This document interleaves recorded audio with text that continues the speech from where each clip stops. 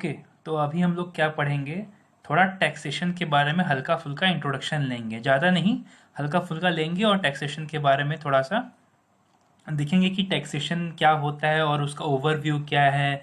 ठीक है, तो ज़्यादा लंबा नहीं टानेंगे इसको, छोटे से ही पीरियड में, मतलब छोटे से ही समय में इसे ख़त्म कर देंगे अपने। ठीक है, तो टैक्सेशन के बारे में जानते हैं। तो टैक्सेशन के बारे में हम सबसे पहले ये करेंगे कि तुम लोग क्या समझता है टैक्सेशन के बारे में, क्योंकि ये रिकॉर्डेड क्लास है तो हम तुमको थोड़ा समय दे रहे हैं तुम लोगों को कि तुम लोग समझो कि टैक्स के बारे में क्या होता है। कभी तुम लोग टैक्स का वर्ड का नाम सुना है, टैक्स, कि हाँ ये टैक्स का भी वर्ड सुना है, जैसे सर्विस टैक्स हो गया। तुम लोग कोई रेस्टोरेंट में जाता है तो वहाँ पे जो बिल आता है, वहाँ पे उस बिल में अमाउंट लिखा रहता है कि हाँ आपने इतना का खाना खाया और उसके साथ सर्विस टैक्स आपका इतना देना पड़ेगा।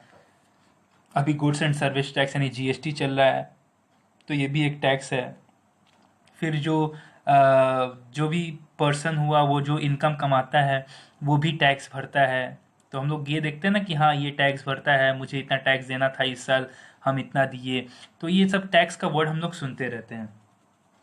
ठीक है, तो नॉर्मली क्या, इसके बारे में अगर थोड़ा हिस्ट्री में चले तो हिस्ट्री को अगर देखें हम लोग थोड़ा निकाल के, तो जब 1857 में वॉर ऑफ इंडिपेंडेंस हुआ था, आई थिंक सो कि 1857 का जो वॉर है वो सबको पता होगा कि 1857 में जो इंडिपेंडेंस के लिए जब वॉर छिड़ा था सबसे पहले, रिवोल्ट, तो वहाँ पे उस वॉर में बहुत सारा नुकसान हुआ। ठीक है, पूरे देश को बहुत सारा नुकसान हुआ। अच्छा, जब नुकसान हुआ तो काफ़ी सारे चीज़ है जो सबके पास अवेलेबल नहीं थी उस समय वॉर की वजह से, क्योंकि जब भी एक लड़ाई होता है तो ऑब्वियस बात है कि बहुत सारा नुकसान होता है, जिसमें कई मतलब काफ़ी सारा लोग मरता है या फिर काफ़ी सारा नेचुरल रिसोर्सेज डिस्ट्रॉय हो जाता है, जिसकी वजह से मेरे को कोई भी चीज़ अवेलेबल नहीं होता आगे में। तो ये सब नुकसान को कवर करने के लिए जो गवर्नमेंट थी वो बोली कि अब ये नुकसान को कवर करने के लिए हम लोग क्या करेंगे।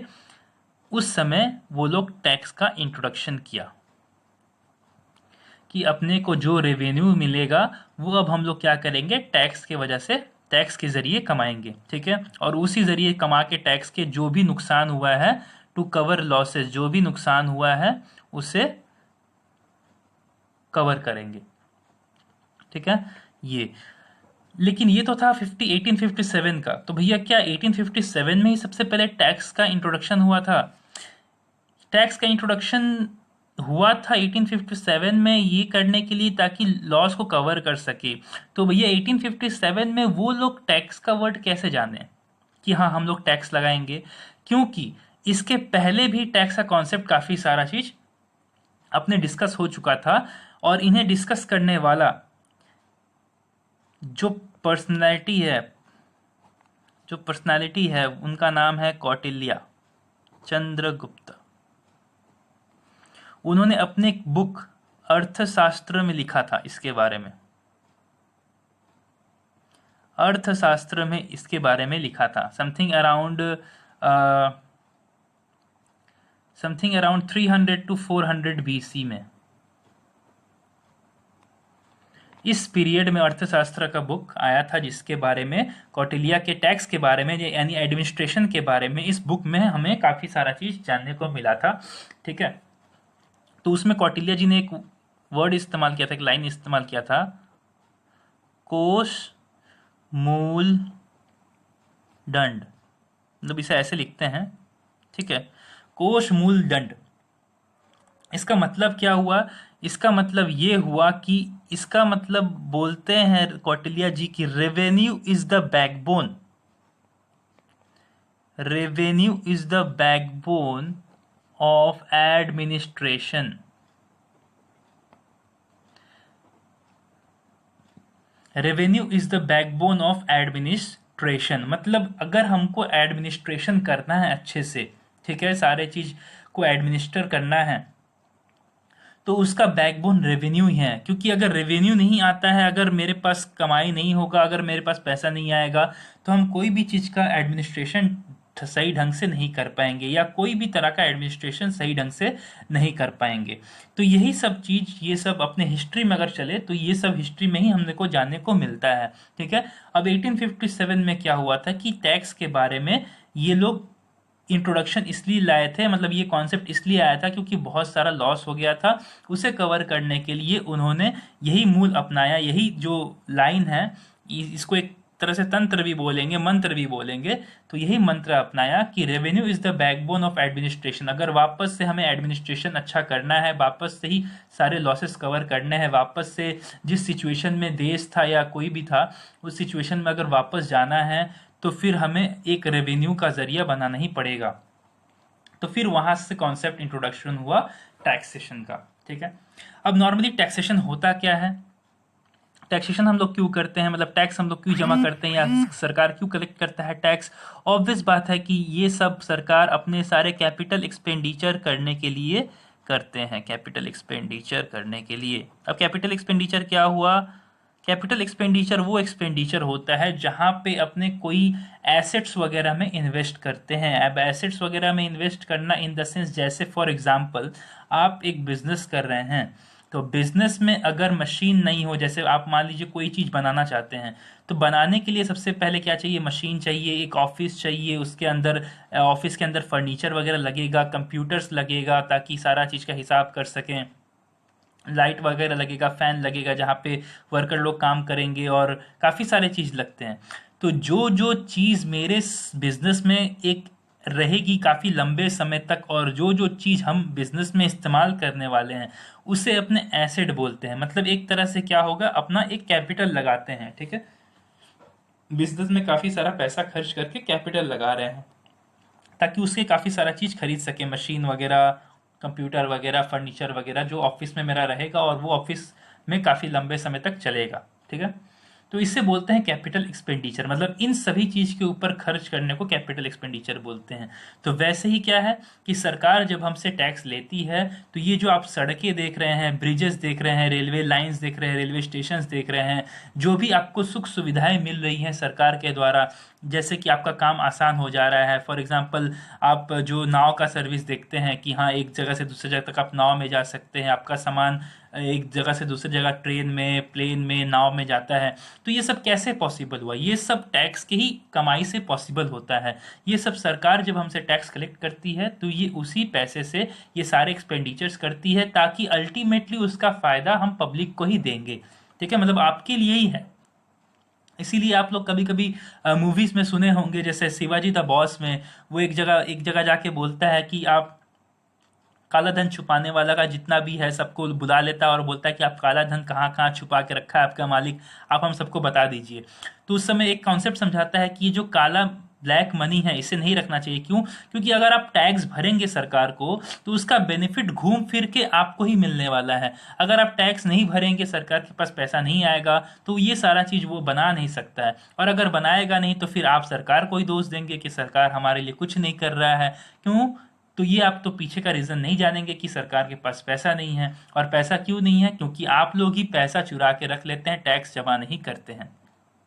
ठीक है, तो इसीलिए बोला जाता है कि अगर हम लोग टैक्स भरेंगे तो उसका बेनिफिट घूम फिर के अपने आप को ही मिलेगा। जैसे फॉर एग्जांपल जो आर्मी मैन लोग होते हैं, पुलिस मैन लोग होते हैं, जो सरकारी नौकरी, जो गवर्नमेंट सेक्टर में काम करते हैं, उनको सैलरी कहाँ से मिलता है? उनको सैलरी अपने हम टैक्स से ही भरते हैं। ठीक है, जो लोग ज़्यादा पैसा कमाते हैं उन्हें टैक्स देना पड़ता है। तो उनका जो टैक्स का पैसा का जो इनकम आता है सरकार को, उसी की वजह से क्या होता है कि सरकार में जो काम करता है, गवर्नमेंट का जो सर्वेंट होता है, जो गवर्नमेंट सरकारी नौकरी करता है, जैसे आर्मी मैन, पुलिस मैन, ये लोग हुए, तो ये लोग को सैलरी हमारे टैक्स के पैसे से ही मिलते हैं। और भी टैक्स का पैसा खर्चा किया जाता है हम लोग के लिए ही, ताकि हम लोग को सब सुख सुविधा मिल सके। ठीक है, तो हमें टैक्स जरूर भरना चाहिए। तो ये छोटा सा इंट्रोडक्शन था टैक्स के बारे में कि tax is the finance part, मतलब एक रेवेन्यू टाइप का एक आइटम है।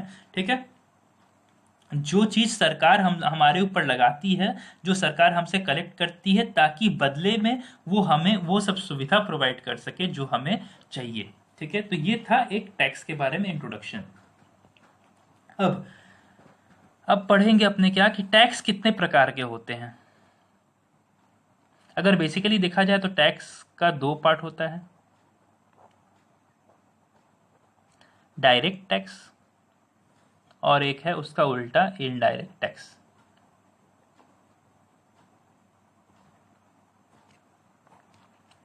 अच्छा, तो डायरेक्ट टैक्स से मतलब क्या समझे हम? अगर इनके बारे में हम बात करें तो डायरेक्ट टैक्स का मतलब ये हुआ कि नाम से पता चलता है डायरेक्ट टैक्स, इसका मतलब सरकार ने जिसके ऊपर टैक्स लगाया उसी को टैक्स का रकम भरना पड़ेगा। सरकार ने अगर मिस्टर ए के ऊपर बोला, मिस्टर ए को बोला कि हाँ आपका जिम्मेदारी है टैक्स भरना क्योंकि आप ज़्यादा पैसा कमा रहे हैं, तो अगर ने सरकार ने मिस्टर ए के ऊपर टैक्स लगाया तो टैक्स किसको भरना पड़ेगा? मिस्टर ए को भरना पड़ेगा। ठीक है, जैसे फॉर एग्जाम्पल ये राजू है, राजू को खेलते खेलते चोट लग गया। ठीक है, चोट लगने के बाद उसकी मम्मी ने एक डॉक्टर जी के पास ले गए।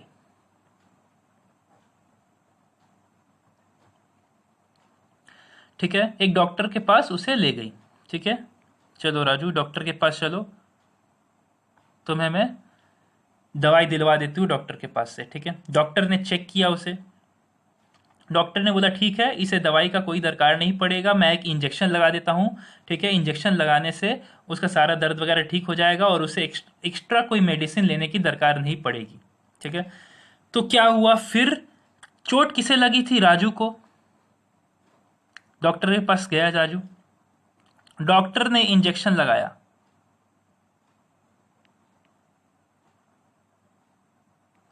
डॉक्टर ने क्या हुआ उसे इंजेक्शन लगा दिया। ठीक है, इंजेक्शन लगाने के बाद किसे दर्द होगा? राजू या राजू की मम्मी को? ऑब्वियसली राजू को दर्द होगा। ठीक है, क्योंकि चोट किसे लगी थी? राजू को लगी थी। वापस चोट लगने की वजह से इंजेक्शन किसको लगी? राजू को लगी। दर्द किसको होगा? राजू को होगा। इसे ही कहते हैं डायरेक्ट टैक्स, इसे ही कहते हैं डायरेक्ट टैक्स। अगर इस एग्जाम्पल को अपने मिस्टर ए के एग्जाम्पल के साथ जोड़ेंगे तो ये निकलेगा कि पैसा किसने कमाया? मिस्टर ए ने कमाया। ठीक है, यहाँ पे डॉक्टर कौन बन जाएगा? गवर्नमेंट बन जाएगा। ये मिस्टर ए हैं, इन्होंने पैसा कमाया ज़्यादा। ठीक है, यानी मिस्टर ए, इन्हें बोलते हैं राजू। ये गवर्नमेंट हो गई, डॉक्टर। ठीक है, ये गवर्नमेंट हो गई, डॉक्टर। तो भैया पैसा किसने कमाया? राजू, मिस्टर ए ने कमाया। सरकार पकड़ेगी किसको? मिस्टर ए को, राजू को, और उसके ऊपर क्या लगा देगी? एक टैक्स नामक इंजेक्शन लगा देगी। टैक्स नामक इंजेक्शन, टैक्स नामक इंजेक्शन लगा देगी उसे। ठीक है, तो जब टैक्स नामक इंजेक्शन उसे लगाएगी तो भरना किसे पड़ेगा? मिस्टर ए को ही भरना पड़ेगा रुपया, टैक्स का रुपया। ठीक है, तो दर्द किसे होगा? मिस्टर ए को होगा, यानी राजू को होगा। क्यों? उसके पॉकेट से पैसा चला जाएगा, उसे कुछ हिस्सा, अपना कमाई का कुछ हिस्सा उसे टैक्स के रूप में देना पड़ेगा। तो यही दर्द हुआ। तो यही इसे बोलते हैं डायरेक्ट टैक्स, मतलब जिसके ऊपर लगाया गया। ठीक है, जिसके ऊपर लगाया गया उसे चुकाना पड़ा।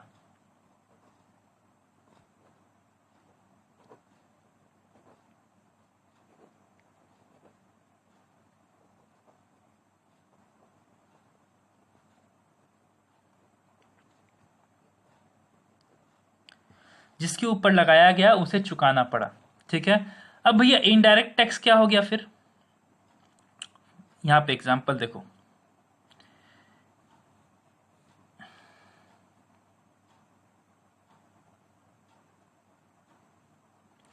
इनडायरेक्ट टैक्स के बारे में पहले बता देता हूं कि इनडायरेक्ट टैक्स क्या होता है। कि नाम से ही जैसे डायरेक्ट टैक्स हुआ था कि जिसके ऊपर लगाया गया उसे दर्द होगा, उसी को टैक्स देना पड़ेगा।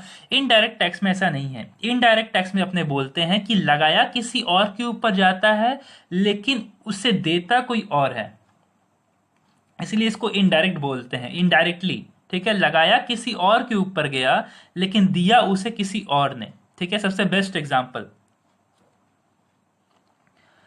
फॉर एग्जाम्पल ये गोल्डी है। ठीक है, ये गोल्डी है, फॉर एग्जाम्पल ये गोल्डी और उससे ग्रुप है, नंदिनी, मुस्कान, दीप्ति, ये लोग हैं। ठीक है, गोल्डी एंड ग्रुप,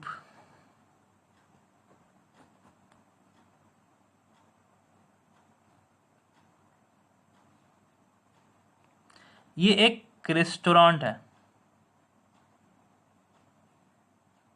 ठीक है, ये एक रेस्टोरेंट है।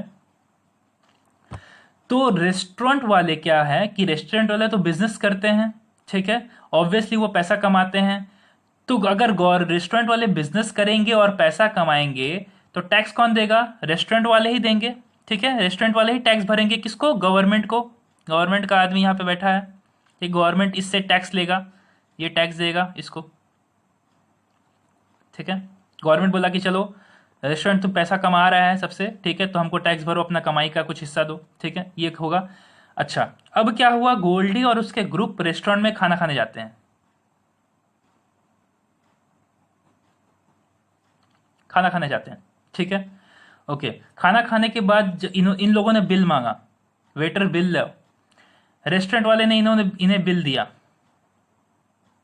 और अभी थोड़ा देर पहले बताया था कि जब आप रेस्टोरेंट वगैरह में खाना खाने जाते हैं तो बिल जो होता है उसमें क्या होता है, खाना का अमाउंट लिखा रहता है और साथ साथ कितना टैक्स आपको देना है वो लिखा रहता है। टोटल अमाउंट मिला के एक फाइनल अमाउंट आपको देना पड़ता है, ठीक है। तो ये टैक्स का अमाउंट किसने भरा? ये टैक्स का अमाउंट तो आप लोगों ने भरा, ठीक है, तुम लोग भरी इस टैक्स का अमाउंट को, है ना, गोल्डी एंड ग्रुप भरी टैक्स के अमाउंट को, ठीक है। किसको भरी? रेस्टोरेंट को। तो यहां से तो रेस्टोरेंट जो टैक्स हुआ रेस्टोरेंट वाले को, रेस्टोरेंट वाला तो अपने पॉकेट से नहीं दिया, ये तो तुम लोग से कलेक्ट कर लिया। और फिर जब गवर्नमेंट बोलेगा तो मुझे टैक्स दो, तो ये जितना भी आदमी लोग उसके अंदर खाना खाते हैं, जितना भी टैक्स भरते हैं, वही अमाउंट क्या करता है, वो सरकार को उठा के दे देता है, ठीक है। तो ये डायरेक्ट कहाँ हुआ, ये तो इनडायरेक्ट हो गया।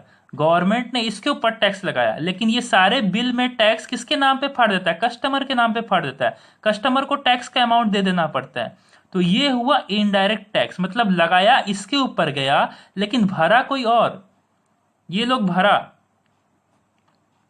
इसके ऊपर लगाया गया,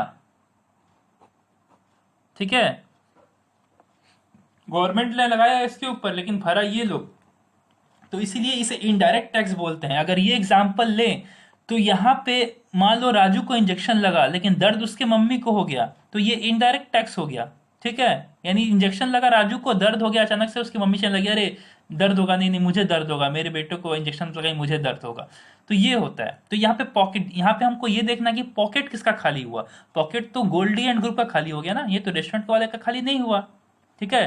तो ये रेस्टोरेंट वाले का खाली नहीं हो कि गोल्डी एंड ग्रुप का पॉकेट खाली हो गया, इन लोगों ने टैक्स इससे भर दिया और वही टैक्स का अमाउंट जो इन लोगों ने कलेक्ट किया था वो इसको दे दिया और जो कमाया हुआ पैसा था वो रख लिया, बस सिंपल सा। तो इसे बोलते हैं इनडायरेक्ट टैक्स, ठीक है। यानी जिसके ऊपर लगाया गया, लगाया किसी और के ऊपर गया, लगाया किसी और के ऊपर पर दिया किसी और ने, ठीक है। इसको लिख सकती है तुम लोग। यहां पे अगर एग्जांपल पकड़े तो यहां पे इनकम टैक्स डायरेक्ट टैक्स का एग्जांपल है। एक होता था वेल्थ टैक्स, होता था मैंने बोला इसका मतलब अभी नहीं है, वेल्थ टैक्स हटा दिया गया, ठीक है, लेकिन होता था। वेल्थ मतलब क्या हुआ कि अपने पास जितना भी वेल्थ का मतलब हम लोग समझेंगे क्लास 12 में, अगर एक बार जब हम लोग आएंगे, या फिर वेल्थ जब हम बिजनेस स्टडीज पढ़ाएंगे तो एक बार वेल्थ के बारे में डिस्कस करेंगे कि वेल्थ होता क्या है। वेल्थ नॉर्मली तुम लोग समझेगा कि जायदाद, प्रॉपर्टी जो मेरे पास है उसे वेल्थ बोलते हैं, लेकिन एक्चुअली ये ठीक है सुनने के लिए, तुम लोग के लिए लेवल के लिए ये वेल्थ का मामला ठीक है कि हाँ वेल्थ इसे बोलते हैं, लेकिन एक्चुअल रियल वर्ल्ड में वेल्थ ये नहीं होता। वेल्थ वो होता है कि वो चीज जिसकी वजह से मेरे पास पैसा आए उसे हम लोग वेल्थ बोलते हैं, ठीक है। जिस जो चीज, फॉर एग्जाम्पल भैया एग्जाम्पल दीजिए, फॉर एग्जाम्पल किसी के पास एप्पल का आईफोन है तो तुम बोलेगी अरे बाप रे उसके पास तो एप्पल का आईफोन है, इतना बड़ा घर है, गाड़ी है, बंगला है, ये सब वेल्थ है उसका। नहीं नहीं, ये बिल्कुल वेल्थ नहीं है, क्योंकि वो कोई भी उसमें से कोई भी चीज उससे कोई पैसा कमा के नहीं दे रहा है उसे, ठीक है। जैसे बंगला है तो भाई बंगलों के लिए डेली उसके नौकर चाकर रखने पड़ते हैं, उन्हें सैलरी देना पड़ता है, खर्च होता है, बंगलो साफ करो, उसे मेंटेन करो। गाड़ी है, गाड़ी में तेल भराना पड़ता है, पेट्रोल भराना पड़ता है, तब गाड़ी चलती है, उसमें भी खर्च है। एप्पल आईफोन है तो एप्पल आईफोन के ऊपर खर्च करके लेते हैं उसे, फिर उसे रिचार्ज करवाते हैं, उसे मेंटेन करते हैं, कुछ खराब हो गया तो उसे फिर चेंज करने के लिए पैसा लगाते हैं। तो यहाँ पैसा आ नहीं रहा है, यहाँ पैसा जा रहा है, तो उसे वेल्थ नहीं बोलेंगे। लेकिन हाँ, वहीं अगर एक ठेला वाला है, वहीं एक ठेला वाला है, उसके पास एक ठेला है, उसके ऊपर से वो सब्जी बेचता है, तो बोलेगा कि देखिए मेरे पास ये वेल्थ है, तो क्या हम उसे वेल्थ बोलेंगे? जी हाँ, बिल्कुल वेल्थ बोलेंगे। क्यों?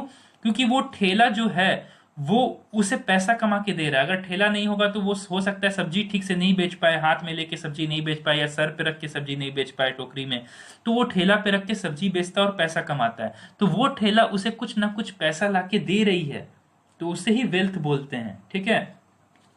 अगर तुम मोबाइल जो खरीदी है उससे काफी सारा काम करती है, उससे पैसा कमाती है, काफी सारा काम करके वो मोबाइल तुम्हारे बहुत यूज में आता है, तो हम बोलेंगे कि हाँ तुम्हारा वेल्थ है, ठीक है। क्योंकि अगर तुम महीने में उसके ऊपर 400-500 खर्च करती है और उसके बदले में तुम महीने में उसके में 7-8 हज़ार रुपया कमा लेती है, तो उसे हम वेल्थ बोलेंगे। क्यों? तो क्योंकि अगर 500 जा रहा है तो भैया रिटर्न में 7 हज़ार आ भी तो रहा है, तो इससे वेल्थ बोलते हैं। लेकिन अगर तुम्हारे महीने में 500 जा रहा है और कुछ नहीं आ रहा है, तो उस चीज को फिर अपने वेल्थ नहीं बोलेंगे, ठीक है। वही बात है, जैसे टैक्सी, अगर मान लो कोई टैक्सी ड्राइवर है, उसके पास टैक्सी है, तो टैक्सी में महीने का 3 हज़ार रुपया पेट्रोल का जा रहा है, मेंटेनेंस का 2 हज़ार, यानी टोटल 5 हज़ार जा रहा है, और महीने का वो 15 हज़ार कमा के ला रहा है, तो इसका मतलब वो टैक्सी उसके लिए वेल्थ है, ठीक है। तो इसे ही वेल्थ बोलते थे। तो वेल्थ टैक्स फिलहाल वो हट गया था, ठीक है। तो वेल्थ के ऊपर भी अपने टैक्स भरते थे 1% के रेट से, ठीक है। तो वो हट गया, फिलहाल अभी इनकम टैक्स चल रहा है। अगर इनडायरेक्ट टैक्स के बारे में बात करें, तो इनडायरेक्ट टैक्स मतलब जैसे जीएसटी, ये इनडायरेक्ट टैक्स है, ठीक है। कस्टम ड्यूटी क्या है, कस्टम, ये सारे चीज डिस्कस करेंगे। कस्टम ड्यूटी, ठीक है। फिर एक्साइज ड्यूटी, ठीक है। फिर एक तरह का होता था एंट्री टैक्स टाइप का होता था। फिर सर्विस टैक्स होता था, सर्विस, कस्टम, एक्साइज, एक वैट होता था, ठीक है। तो ये सब होता था एग्जाम्पल, ठीक है। लेकिन ये सब सारा चीज हट गया है, ठीक है। Entry tax, service tax, VAT हट गया। एक्साइज ड्यूटी अभी भी कहीं कहीं है, कोई कोई चीज पे, वो बाद में डिस्कस करेंगे। कस्टम ड्यूटी अभी भी है, और जीएसटी है, गुड्स एंड सर्विस टैक्स, ठीक है। सर्विस टैक्स और गुड्स टैक्स को मिला के एक साथ गुड्स एंड सर्विस टैक्स का नाम दे दिया गया, ठीक है। तो ये सब था टैक्स के बारे में थोड़ा सा इंट्रोडक्शन। अच्छा, अब थोड़ा थोड़ा सा बेसिक टर्म कौन कौन सा टैक्स में इस्तेमाल होता है, ये सब चीज के बारे में हम समझाएंगे सेकंड क्लास में, ठीक है। कि कस्टम ड्यूटी क्या होता है, एक्साइज ड्यूटी क्या होता है, किसके ऊपर लगता है, ठीक है। ये सब चीज समझाएंगे। लेकिन अभी क्या करते हैं अपने, कि अब थोड़ा सा बेसिक चीज देखते हैं कि भैया टैक्स में और क्या क्या चीज हमको जानना है, और क्या क्या चीज वर्ड्स इस्तेमाल होने वाले हैं, कि भैया आगे में ये वर्ड इस्तेमाल किए, हमको तो इसका मतलब ही नहीं पता, कि भैया आप इसको ये क्यों बोल रहे हैं, ठीक है। ये ईयर का नाम ऐसा क्यों है, तो वो हम लोग थोड़ा बहुत अभी जानते हैं कि ये सब चीज क्या क्या टर्म्स चीज डिस्कस होने वाला है, या टैक्स में लगने वाला है, या आगे इस्तेमाल होने वाला है, जिसके बारे में अभी हम लोग थोड़ा सा जान लेते हैं, ठीक है। चलो, ओके। तो देखेंगे इन टैक्स, हम लोग जब टैक्स हम लोग पढ़ रहे होंगे, या टैक्स का कोई भी चीज इस्तेमाल कर रहे होंगे, तो हम कोई भी पर्सन, यानी आदमी या कोई भी इंसान को एसएससी बोलेंगे। क्या बोलेंगे? एसएससी, ठीक है। पर्सन नहीं बोलेंगे कि हाँ दिस पर्सन हैज टू पे टैक्स, नहीं, एंड एसएससी हैज टू पे टैक्स, ठीक है। एसएससी बोलते हैं उसको। एसएससी कौन होता है? जिसके ऊपर टैक्स लगाया गया है और जिसका जिम्मेदारी है टैक्स को पे करना, उससे अपने एसएससी बोलेंगे, ठीक है। पर्सन या इंडिविजुअल को अपने एसएससी बोलेंगे, ठीक है। ओके, ईयर, कोई भी साल का क्या नाम होगा, तो इसे इसमें दो नाम हम लोग इस्तेमाल करते हैं, एक प्रीवियस ईयर, एक होता है असेसमेंट ईयर। प्रीवियस ईयर को फिलहाल फाइनेंशियल ईयर भी बोलते हैं, प्रीवियस ईयर को फाइनेंशियल ईयर भी बोल सकते हैं, ठीक है। प्रीवियस ईयर या फाइनेंशियल ईयर, और एक बोलते हैं असेसमेंट ईयर, ठीक है। पर्सन को अपने बोलते हैं एसएससी, ठीक है। ओके, जो हम लोग टैक्स पढ़ रहे हैं उससे हम लोग जो इनकम टैक्स वगैरह हम लोग जो भी पढ़ेंगे अपने जो भी इसमें, तो हम लोग उससे इनकम टैक्स एक्ट बोलते हैं। क्या बोलते हैं, इनकम टैक्स एक्ट। मतलब जो भी इससे रिलेटेड कुछ भी जितना भी प्रोविजंस वगैरह पढ़ते हैं अपने, ठीक है, वो कहाँ लिखा है, इनकम टैक्स एक्ट में लिखा है। कहाँ लिखा है, इनकम टैक्स एक्ट में लिखा है, ठीक है। और भी जैसे और भी इसमें काफ़ी सारे वर्ड इस्तेमाल करते हैं, फॉर एग्जांपल प्रोविजंस, जैसे अभी हम बताएं, रूल्स, सेक्शंस, सब सेक्शंस, ठीक है, सब सेक्शंस। अमेंडमेंट वर्ड इस्तेमाल करेंगे हम लोग, ठीक है, अमेंडमेंट वर्ड इस्तेमाल करते हैं, और भी बहुत सारे इस्तेमाल करते हैं, फिलहाल ये सब बेसिक इस्तेमाल करते हैं, ठीक है। तो प्रोविजंस इस्तेमाल किए, प्रोविजंस मतलब कि उसके बारे में ये क्या लिखा है, मतलब ये चीज जो है वो समझा क्या रहा है, उसे प्रोविजंस बोलते हैं, ठीक है। कि फॉर एग्जांपल कि हाँ तुम्हारा इनकम टैक्स, तुम्हारा जो टैक्स है वो कैसे कैलकुलेट करेंगे, तो कौन से सेक्शन या कौन से प्रोविजन में ये चीज लिखा है, ठीक है, तो उसे ही अपने एक हेडिंग को प्रोविजंस बोलते हैं। रूल्स मतलब क्या, रूल्स के हिसाब से निकालते हैं अपना, उसका नियम कानून क्या है। सेक्शन, सेक्शन का एक नंबर होता है जिसके अंदर काफ़ी सारा चीज़ डिफाइंड होता है कि हाँ ये सेक्शन के वजह से इस सेक्शन के अंदर ये लिखा है, इस सेक्शन के अंदर ये लिखा है। सब सेक्शन सेक्शन का छोटा वाला पार्ट होता है, ठीक है। और अमेंडमेंट, अमेंडमेंट मतलब कुछ नया चीज अमेंड हुआ, मतलब कुछ बदलाव लाए गए, ठीक है, तो उससे बोलते हैं अमेंडमेंट। तो बदलाव तो आते रहते हैं, हर एक साल कुछ ना कुछ बदलाव आते रहता है, तो उसी बदलाव जो हम लोग पढ़ते हैं तो हम लोग ये बोलते हैं कि कुछ बदलाव आए हैं, इसका मतलब अमेंडमेंट आया है, ठीक है, एक्सेट्रा। तो ये सब चीज़ थोड़ा बहुत हम लोग वर्ड इस्तेमाल करने वाले हैं, ये सब चीज़ ज़्यादा इस्तेमाल नहीं करेंगे, हल्का फुल्का ही इस्तेमाल करेंगे, क्योंकि अब तुम लोग का बेसिक सिखाया जा रहा है, ठीक है, ओके। तो ये सब करने के बाद अपने हम लोग देखते हैं कि भैया ये जो प्रीवियस ईयर आप बताए, प्रीवियस ईयर फाइनेंशियल ईयर, ये क्या होता है। प्रीवियस ईयर का मतलब ये होता है, या फाइनेंशियल ईयर का मतलब ये होता है कि the year in which N SSC earns income, जिस साल में कोई भी एसएससी पैसा कमाए उसे प्रीवियस ईयर या फाइनेंशियल ईयर बोलते हैं, ठीक है। नॉर्मली कोई भी ईयर इनकम टैक्स में अप्रैल टू मार्च चलता है, अप्रैल 1 टू 31 मार्च नेक्स्ट ईयर। जैसे फॉर एग्जांपल अगर हम अभी पकड़े तो ये जो फाइनेंशियल ईयर चल रहा है, ये फाइनेंशियल ईयर 2020 और 2021 चल रहा है। जैसे हम लोग लिखते हैं ना टर्म, तुम लोग देखा होगा कि हाँ तुम लोग कौन सा बैच है, तो तुम लोग लिखेगा क्या, तुम लोग जैसे क्लास 10 अभी दिया 2020 में, तो तुम लोग क्या करेगा 2019-20 बैच ऐसा लिखेगा, क्योंकि तुम लोग का एडमिशन कब हो गया था, 2019 में हो गया था, और तुम लोग एग्जाम कब देके निकला 2020 में, तो तुम लोग 19 से 20 तक चलने वाला एक बैच था। तो वैसे ये फाइनेंशियल ईयर है, क्योंकि ये अप्रैल ऑलरेडी खत्म होने को आया, आज लास्ट डेट है अप्रैल का, ठीक है, तो 2020 यानी अप्रैल खत्म हो गया, तो अपने 2020 और 21 वाले में घुस गए, ठीक है। भैया अगर फरवरी चल रहा होता तो हम लोग बोलते कि हम लोग 2019 और 2020 वाले ईयर में हैं, ठीक है, क्योंकि वो फरवरी चला था, मतलब 31 मार्च अभी तक नहीं आया था। जब तक किसी भी साल का 31 मार्च क्रॉस नहीं करे तो वो साल उसके प्रीवियस वाले साल के साथ जुड़ जाता है, ठीक है। फॉर एग्जाम्पल अगर हम लोग ये डेट बोले 23 मार्च, ठीक है, 2020, तो हम लोग कौन से फाइनेंशियल ईयर में हैं, तो हम लोग 2019-20 में हैं, क्योंकि अभी भी 31 मार्च क्रॉस नहीं किया है। 14 अप्रैल 2020 तो किस में है, अपने 2020 और 21 में आ गए हैं। 23 सितंबर 2017 किस में हैं, अपने हैं 2017 और 18, क्योंकि 17 वाले में 1 अप्रैल चालू हो गया है और अगले साल 18 में जाके 31 मार्च को खत्म हो जाएगा, तो 2017-18 चल रहा है, ठीक है। जैसे अभी चल रहा है 2020-21, न्यू साल में हम लोग एंटर कर चुके हैं, न्यू ईयर में, ठीक है। तो इसको हम लोग बोलते हैं प्रीवियस ईयर या फाइनेंशियल ईयर। मतलब इसको क्यों प्रीवियस ईयर और असेसमेंट ईयर अलग अलग क्यों है, क्योंकि अगर हम असेसमेंट ईयर का बात करें कि भैया असेसमेंट ईयर क्या होता है, तो पहले डेफिनेशन सुन ले, उसके बाद अपने आप क्लियर हो जाएगा। The year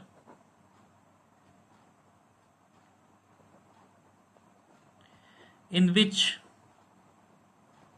tax are paid, जिस साल हम लोग टैक्स भरते हैं उसे असेसमेंट ईयर बोलते हैं। भैया टैक्स भरते हैं तो उसे असेसमेंट ईयर, और कमाते हैं, जी हाँ, टैक्स में एक बंदा एक साल कमाता है तो उसका टैक्स अगले साल भरता है, ठीक है। एक बंदा टैक्सेशन में, इनकम टैक्स एक्ट में, एक बंदा जिस साल कमाता है उसे प्रीवियस ईयर या फाइनेंशियल ईयर बोलते हैं, और अगले साल टैक्स भरता है तो उसे असेसमेंट ईयर बोलते हैं, ठीक है। टैक्स में ऐसे ही होता है, एक साल कमाते हैं तो दूसरे साल टैक्स भरते हैं, ठीक है। फॉर एग्जाम्पल, अगर जो बंदा अप्रैल से लेके 31 मार्च 2020, अप्रैल 1 2019 से लेके 31 मार्च 2020 तक जो भी पैसा कमाएगा वो 2020 और 21 के असेसमेंट ईयर में टैक्स भरेगा, ठीक है। ये प्रीवियस ईयर हुआ, और इसको असेसमेंट ईयर, यानी इसको AY और PY बोलते हैं, प्रीवियस ईयर असेसमेंट ईयर। तो प्रीवियस ईयर इसका असेसमेंट ईयर उसके लिए ये हो जाएगा। उसके लिए भी एक टाइम लिमिट है कि इतना, इस महीने के अंदर अंदर आपको टैक्स भर देना है, ठीक है। ऐसा नहीं कि हाँ पूरे साल टैक्स भरते रहेंगे। इस साल में एक लिमिट होता है कि हाँ अब 31 मार्च का कवर हो गया तो जुलाई तक आप पूरे टैक्स भर के निकाल दीजिए, पूरे टैक्स आपको भर देना पड़ेगा, ठीक है, रिटर्न के साथ। अब भैया, अब ये तो प्रीवियस ईयर खत्म हो गया, ये असेसमेंट ईयर चालू हो गया, तो असेसमेंट ईयर जो है वो अगले साल के लिए तो प्रीवियस ईयर हुआ, और ये प्रीवियस ईयर जो है वो किसी साल के लिए असेसमेंट ईयर रहा होगा। तो अगर हम 2019-20 का बात करें तो वो भी तो किसी के लिए असेसमेंट ईयर था। किसके लिए था? तो उसके पिछले साल के लिए था, यानी 2018-19, है ना। 2018-19 का अगर बात करें, अगर ये प्रीवियस ईयर है तो उसका असेसमेंट ईयर अगले साल हो जाएगा, ठीक है। तो ये असेसमेंट ईयर इसके लिए था, तो जब ये प्रीवियस ईयर हुआ तो उसके लिए असेसमेंट ईयर ये हो गया। इसका मतलब जो बंदा अब अप्रैल 1 2020 से लेके 31 मार्च 2021 तक काम करेगा वो टैक्स कब भरेगा? 2021 2022 में भरेगा। तो इसके लिए फिर ये असेसमेंट ईयर हो जाएगा और ये प्रीवियस ईयर हो जाएगा। आया समझ? ठीक है, आई होप समझ में आ गया होगा। ठीक है, तो ऐसे चलता है। ठीक है, जैसे 2016-17 लिखें, ये प्रीवियस ईयर है तो इसके लिए असेसमेंट ईयर क्या हो जाएगा? 2017-18 इस तरह से लिखते हैं, मतलब कोई एक ईयर दोनों में आएगा। फिर 2017-18 अगर प्रीवियस ईयर हो गया तो 2018-19 असेसमेंट ईयर हो जाएगा। 2018-19 फिर प्रीवियस ईयर हो गया, ये इधर आ गया तो 2019-20 उसके लिए असेसमेंट ईयर हो जाएगा। 2019-20 अगर प्रीवियस ईयर हो गया तो 2020-21 असेसमेंट ईयर हो जाएगा। बस यही कॉन्सेप्ट है असेसमेंट ईयर और प्रीवियस ईयर का। प्रीवियस ईयर या फाइनेंशियल उसको बोलते हैं जिस साल में हम पैसा कमाते हैं, और असेसमेंट ईयर उसको बोलते हैं जिस साल हम टैक्स पे करते हैं। ठीक है, तो ये एक बेसिक कॉन्सेप्ट था जो अपने को काम लगने वाला है। ठीक है, नॉर्मली प्रीवियस ईयर 1 साल का होता है, नॉर्मल ड्यूरेशन। ठीक है, इससे ज़्यादा का भी हो सकता है, इससे कम का भी होता है, तो हम वो सब केसेस का होता है वो बाद में डिस्कस करेंगे। ये प्रीवियस ईयर और असेसमेंट ईयर का बेसिक का कॉन्सेप्ट है। ठीक है, ये जो पूरा टैक्स प्रोसेस है, जो हम लोग पूरा टैक्स समझते हैं कैसे काम करता है टैक्स, ये 3 प्रोसेस में बांटा गया है। क्या हुआ है? ये 3 स्टेप में बांटा गया है, 3 स्टेप्स। क्या क्या स्टेप्स? एकदम सिंपल सा स्टेप्स है। ठीक है, अगर ध्यान देंगे तो एकदम सिंपल लगेगा, एकदम सिंपल सा स्टेप है। सबसे पहला हम लोग ये आइडेंटिफाई करते हैं कि किसके ऊपर टैक्स लगाना है, आइडेंटिफाइंग द एसएससी। ठीक है, सबसे पहला स्टेप है, क्योंकि अगर हम टैक्स लगा रहे हैं, हमको यही नहीं पता कि हमको किसके ऊपर टैक्स लगाना है, तो टैक्स लगा के फायदा क्या? तो हमको पहले ये आइडेंटिफाई करना है, हमको ये पहचानना है कि भैया टैक्स किसके ऊपर लगाना है, कौन ऐसा बंदा है जो टैक्स पैसा कमा रहा है ज्यादा करके और वो उस कैटेगरी में फॉल कर रहा है ताकि उससे हम टैक्स ले सके। ठीक है, सारे कैटेगरी वाले पर्सन को टैक्स नहीं दिया जाता है, उसका लिमिट है, 2.5 लाख तक छूट है। ठीक है, ठीक है, अगर कोई 2.5 लाख पूरा साल में 2.5 लाख के अंदर अंदर तक कमा रहा है, उसका ज्यादा इनकम नहीं है, तो उसे टैक्स देने की दरकार नहीं है, उसको टैक्स से छुटकारा मिल जाएगा। ठीक है, तो इस तरह से हम लोग सभी के ऊपर टैक्स नहीं लगाते। ठीक है, तो टैक्स लगाने का भी एक प्रोसेस होता है कि किसके ऊपर लगाया जाए, ये पहले आइडेंटिफाई करो। दूसरा स्टेप क्या है, लेवी द टैक्स, मतलब या फिर इम्पोज द टैक्स, मतलब अब टैक्स लगाओ। सबसे पहले आइडेंटिफाई करो किसके ऊपर लगाना है, अब उसके ऊपर टैक्स लगाओ कि कौन सा टैक्स लगेगा। ठीक है, आइडेंटिफाई एसएससी मतलब टैक्स किसके ऊपर लगाना है और क्या टैक्स लगाना है।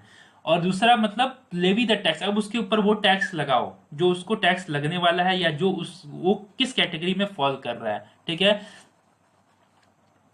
किस कैटेगरी में फॉल कर रहा है इन द सेंस कि यहाँ पे हम लोग जो टैक्स पढ़ने वाले हैं वो 5 कैटेगरी में पढ़ने वाले हैं, उसका नाम में हम थोड़ा देर में बताते हैं। ठीक है, कि जैसे फॉर एग्जांपल कोई बंदा सैलरी कमा रहा है तो वो सैलरी के अंदर टैक्स देगा, कोई बंदा घर भाड़ा दे के पैसा कमा रहा है तो वो हाउस प्रॉपर्टी के अंदर टैक्स देगा। ठीक है, वो 5 हेड्स ऑफ इनकम होते हैं। ठीक है, वो हम अभी बता रहे हैं थोड़ा देर में।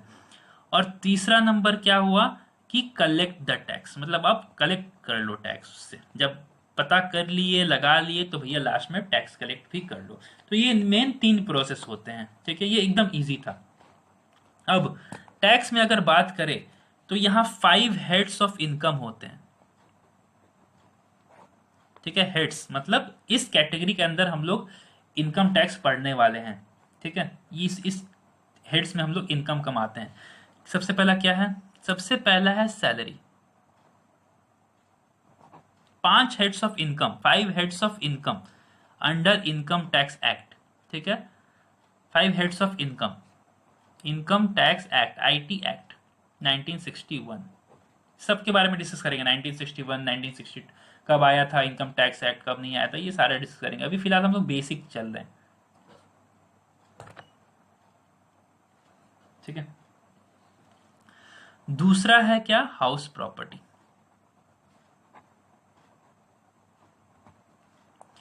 तीसरा है क्या, profit and gains from business और प्रोफेशन, इसको शॉर्ट में पीजीबीपी बोलते हैं। क्या बोलते हैं, पीजीबीपी, इसको बोलते हैं एचपी शॉर्ट फॉर्म में। चौथा आता है कैपिटल गेन्स और पांचवा आता है अदर सोर्सेस, यानी अदर्स एक तरह का, इसको सीजी बोलते हैं शॉर्ट फॉर्म। ठीक है, तो ये 5 हेड्स ऑफ इनकम को आइडेंटिफाई करके इसे हम लोग अपने पढ़ने वाले हैं, 5 हेड्स ऑफ इनकम। ठीक है, हाँ, सैलरी, कोई बंदा अगर कहीं पे सर्विस दे रहा है, उसे सैलरी मिल रहा है तो उसका वो हेड ऑफ इनकम हो गया, तो उसके अंदर वो टैक्स भरेगा। House property, profit and gains from business और प्रोफेशन। ठीक है, कैपिटल गेन्स और अदर सोर्सेज। ठीक है, इसके बारे में सब हम लोग डिस्कस करेंगे थोड़ा देर बाद में हल्का फुल्का, क्योंकि ये तुम लोग का मेन 11 में आएगा, ये 11 में है। ठीक है, एक ही चैप्टर। हाउस प्रॉपर्टी तुम लोग को 12 में मिलेगा, कैपिटल गेन 12 में मिलेगा और अदर सोर्सेस 12 में मिलेगा। पीजीबीपी कहीं नहीं मिलेगा, पीजीबीपी अपने को 11 12 दोनों में नहीं पढ़ना है, क्योंकि सबसे क्रिटिकल चैप्टर और सबसे टफेस्ट चैप्टर में आता है। ठीक है, पीजीबीपी, तो तुम लोग को ये सब नहीं पढ़ना, और बाकी सब चैप्टर हल्का फुल्का हम लोग पढ़ेंगे 11 और 12 को मिला के। तो 11 में फिलहाल सैलरी और कुछ बेसिक कॉन्सेप्ट है। तो ये टोटल 5 हेड्स ऑफ इनकम को जब हम लोग पांचों हेड्स ऑफ इनकम को हम लोग टोटल ऐड कर देते हैं तो उससे हम लोग बोलते हैं ग्रॉस टोटल इनकम। क्या बोलते हैं, ग्रॉस टोटल इनकम। ठीक है, इसमें से कुछ डिडक्शंस लेस होते हैं। डिडक्शंस का मतलब क्या हुआ कि सरकार हमको कुछ कुछ छूट देती है। ठीक है, सरकार हमको कुछ कुछ छूट देती है, उसी छूट को एक तरह से डिडक्शंस बोलते हैं। कि छूट मतलब कि आपके पास जितना इनकम आया उससे मेरे तरफ से कुछ कुछ छूट आप घटा लीजिए, डिडक्शंस कर लीजिए, ताकि आपका जो इनकम आए जिसके ऊपर आपको टैक्स भरना है वो थोड़ा कम हो जाए। क्योंकि ऑब्वियस बात है, अगर हम टोटल इनकम में से कुछ डिस्काउंट दे देते हैं, मतलब कुछ छूट माइनस कर देते हैं, कुछ हम अलाउ कर देते हैं कि चलिए आपको इसके ऊपर टैक्स नहीं देना पड़ेगा, तो ऑब्वियस बात है कि मेरा अमाउंट घट जाएगा। ठीक है, तो जब घट जाएगा तो हमको कम अमाउंट पर टैक्स देना पड़ेगा, तो इसे हम लोग बोलते हैं net total income. Net income या नेट टोटल इनकम हम लोग पढ़ेंगे। ठीक है, तो ये हम लोग ग्रॉस टोटल इनकम से हम लोग क्या करते हैं, कुछ कुछ डिडक्शन अभी हम लोग कुछ डिस्कस नहीं कर रहे हैं, डिडक्शंस बहुत बड़ा है। ठीक है, लेकिन सिर्फ ये बेसिक कॉन्सेप्ट हमको तुमको बता दिए कि डिडक्शंस मतलब क्या हुआ, कि सरकार हमको कुछ कुछ छूट देती है, कुछ कुछ रिलैक्सेशन देती है, जिसको बोलती है कि वो तुम अपने इनकम से घटा लो। ठीक है, और उस वक्त घटा के एक फाइनल इनकम निकालो और उसके ऊपर ही टैक्स दो। मतलब इसका मतलब भैया आप ये कहना चाह रहे हैं कि जो हम लोग टैक्स भरेंगे वो नेट इनकम के ऊपर भरेंगे? जी हाँ, इसके ऊपर ही हम लोग टैक्स कैलकुलेट करते हैं, टैक्स कैलकुलेटेड इसके ऊपर। ठीक है, नेट इनकम के ऊपर, नेट टोटल इनकम के ऊपर ही हम लोग टैक्स को कैलकुलेट करके और निकालते हैं। ठीक है, किस तरह निकालते हैं वो अभी हम लोग डिस्कस नहीं कर रहे हैं। ठीक है, अभी हम लोग को बहुत हल्का फुल्का में ही करना है। ठीक है, अभी भारी चीज कोई भी नहीं हम लोग देंगे। ठीक है, तो ये रहा बेसिक कॉन्सेप्ट। मतलब ये पांचों, मान लो कोई एक बंदा है कि वो 2-3 जगह से इनकम कमा रहा है, हाउस प्रॉपर्टी से, कैपिटल गेन और अदर सोर्सेज से, तो हम लोग को पांचों हेड्स ऑफ इनकम में सबसे पहले टोटल ऐड करना पड़ता है कि हाँ बताओ पांचों हेड्स ऑफ इनकम को मिला के तुम्हारा जीटीआई कितना आया, यानी ग्रॉस टोटल इनकम कितना आया, उसमें से कुछ कुछ डिडक्शंस तुमको क्या मिला है वो सरकार की तरफ से वो बता दो, और अगर कुछ मिला है तो बता दो, नहीं मिला तो कोई बात नहीं, तुम्हारा ग्रॉस टोटल इनकम ही तुम्हारा नेट इनकम हो जाएगा। अगर डिडक्शंस मिला है तो माइनस करके फिर तुम एनटीआई निकाल दो और उसके ऊपर फिर हम लोग टैक्स कैलकुलेट कर देते हैं। ठीक है, तो ये कुछ कुछ बेसिक कॉन्सेप्ट था। ठीक है, आई होप कि ये सब बेसिक कॉन्सेप्ट थोड़ा बहुत तुम लोगों को समझ में आ गया होगा। तो इस क्लास को ज़्यादा टानते नहीं है, ज़्यादा लंबा नहीं करते हैं, इतना सारा कॉन्सेप्ट है, तुम लोग लिख ले आराम से। ठीक है, और इसको थोड़ा बहुत पढ़, कोई दिक्कत है तो हमको पूछ लेना मैसेज करके। तुम्हारे पास तो अपने ग्रुप में सारे जुड़े हुए हैं, तो मैसेज करके पूछ ले कि भैया हाँ ये भैया ये जो समझा रहे थे एक बार वीडियो देखिए, उसमें ये क्या समझा रहे थे हमको एक बार बताइए। ठीक है, तो हम बता देंगे, ग्रुप में हेल्प कर देंगे। ठीक है, तो इस वीडियो को ज़्यादा लंबा नहीं टानते हैं, और भी हल्का फुल्का कुछ कुछ कॉन्सेप्ट बचा हुआ है वो हम अगले क्लास में डिस्कस करेंगे कि हाँ ये कॉन्सेप्ट और भी बेसिक में आता है और उसका मतलब क्या होता है। तो इसको यहीं पे हम एंड करते हैं, और तुम लोग सारा वीडियो बढ़िया से देख और कर, और फिर अगला क्लास हम एक वीडियो छोड़ देंगे इसके ऊपर। ठीक है, कोई भी प्रॉब्लम होगा व्हाट्सएप ग्रुप में डिस्कस कर लेंगे। ठीक है, चल।